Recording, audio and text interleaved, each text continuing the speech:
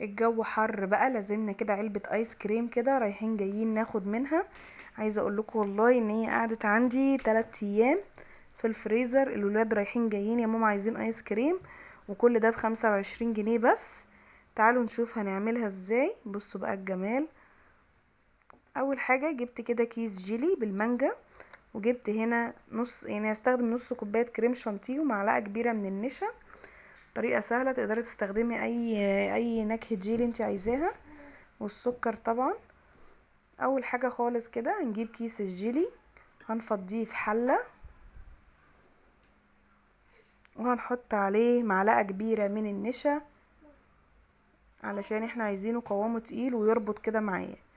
هقلب الكلام ده كده مع بعضه، هنزل بنص كوبايه من الميه. ممكن تزودي الميه زي ما انت عايزه، بس كل ما نقلل الميه كل ما بيبقى افضل وطعمه احلى. نص كوبايه ميه، نقلبهم تاني وندوبهم كده مع النشا، ندوب النشا ونرفعهم على النار. ما نكترش نشا عشان طعم النشا ما يغلبش على الجيلي. هنقلب كده ونرفعه على النار لحد ما قوامه يتقل. هنقعد نقلب كده لحد ما نطفي عليه، ما ينفعش نسيبه علشان كده ايه، هتلاقيه باظ منك.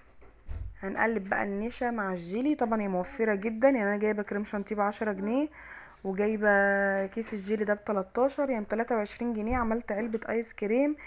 يعني قعدت عندي 3 ايام، فدي حاجه موفره يعني، من باب التوفير يعني. والجو الحر ده الواحد لو جاب تلج لوحده كده هياكله اصلا. بس احنا نعمل بقى كده ايس كريم مش مكلف. بصوا بقى القوام تقل ازاي. اول ما القوام تقل كده سيبته يبرد وحطيته في الفريزر عشان يتقل معايا اكتر. سيبته في الفريزر عشان يبرد ويتقل بقى قوامه بالشكل ده. يلا بقى نعمل الكريم شانتيه في الخلاط او في المضرب الكهربائي. هتجيبي نص كوباية من الكريم شانتيه، عليهم كوباية لبن او كوباية مية. انا استخدمت في المانجا لبن، حطيت نص لبن ونص مية. ممكن تزودي المية زي ما انت عايزة، بس انا زودت يعني حطيت كوباية مية بس. انا يعني بعد كده يعني هي نص مية ونص لبن. نضرب بقى الكلام ده كله بالمضرب كده لحد ما الكريم شانتيه يتقل. طبعا مش هيتقل معايا لان انا حاطه كوبايه ونص من السوائل، فالافضل ان احنا نحط كوبايه لبن او كوبايه ميه او نص ونص زي ما انا عملت. هنضرب بقى كده بالمضرب كويس قوي، وبعد كده هننزل بمعلقتين كبار من السكر والجيلي اللي احنا طلعناه من الفريزر، ونضرب الكلام ده كله مع بعضه. بصوا بقى كده، هحط معلقتين سكر لان انا لقيته محتاج سكر. بس طريقة سهلة وبسيطة، ويفضل ان احنا ناكله تاني يوم عشان يكون مسك نفسه كده وبقى ايس كريم. هنقلب نقلب بالمضرب لحد ما تحس ان كده ايه اختلطوا مع بعض. القوام بتاعهم ما بيبقاش تقيل، بيبقى قوامه سايل.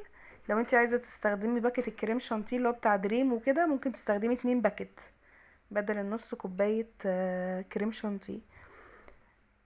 هنحط بقى الكلام ده كله في علبة. بصوا القوام سائل مش خفيف ومليان هوا طبعا، فاحنا هنحطه بقى في الفريزر كده عشان يمسك نفسه وناكله تاني يوم بيبقى تحفة. بجد يستاهل التجربة. عملت معاكم الايس كريم بالجيلي بنكهة المانجا، وعملت كمان بنكهة الفراولة.